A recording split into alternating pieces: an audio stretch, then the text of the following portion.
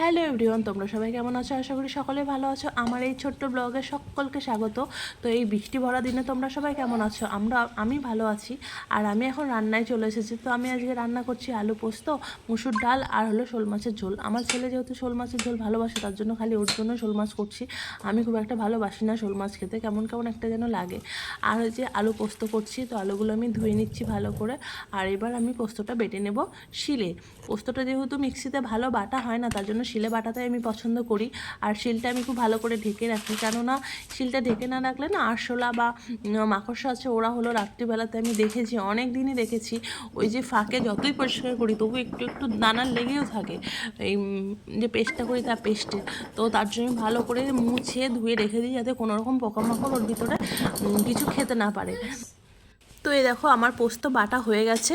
এবার আমি ডালটা নামিয়ে ফেলে পোস্তটা চাপাবো, এবং পোস্তটা হয়ে গেলে, মাছটা হয়ে গেলে আমার রান্না মোটামুটি কমপ্লিট হয়ে যাবে। বাচ্চাদেরও খিদে পেয়ে গেছে, তো রান্নাটা কমপ্লিট করে ওদেরকে আমি স্নান করিয়ে খেতে দিয়ে দেবো।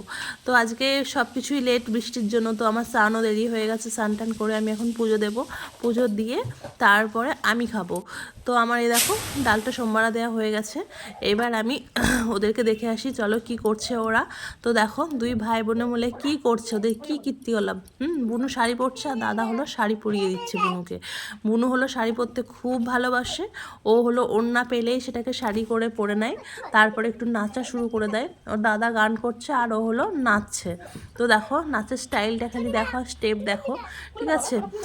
আর বারবার হলো শাড়িটা ওর পছন্দ মতো যতক্ষণ না হবে ততক্ষণও পরবে না। আর আমি এই তাড়াতাড়ির মুহূর্তে ভালো করে শাড়ি পরিয়ে দিতে পারি না, তো এই যা পরিয়ে দিয়েছি এই পরে নাচা শুরু করে দিয়েছি। আর ওদিকে আমার ছেলে হলো স্কুলের প্রজেক্ট নিয়ে বসেছে।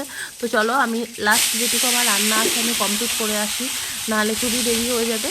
তারপরে আমি রান্নাঘরটা পরিষ্কার করে ফেলবো এবং ওদেরকে স্নান করাবো। তো চলো দেখি ওদেরকে স্নান করাতে নিয়ে যাই। দেখো এদিকে বুনু ছবি আঁকতে বসেছে, আর এদিকে দাদা বসেছে, নাহলে দুজনে মিলে যুদ্ধ করবে। আজকের মতো এখানেই শেষ করলাম, পরে আবার